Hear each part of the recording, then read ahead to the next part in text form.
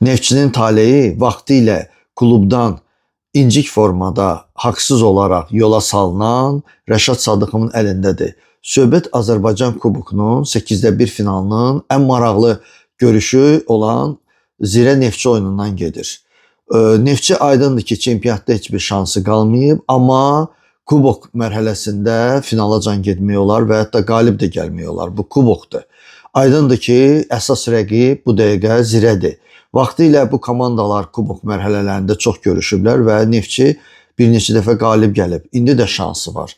Ancaq baş məşqçi Zirəni məğlub etmək çox çətin olacaq. Çünki komandanın baş məşqçisi Samir Abbasov istifaya göndərilir və deyilənlərə görə Ukraynalı məşqçi Yuri Vernudubla danışıqlar gedir. Amma Vernudub Ukrayna mətbuatına elan edib ki, mən fevraldan tez gələ bilməyəcəm Neftçiyə. Onda elə çıxır ki, Neftçi bir neçə ay baş məşqçisiz oynamalıdır.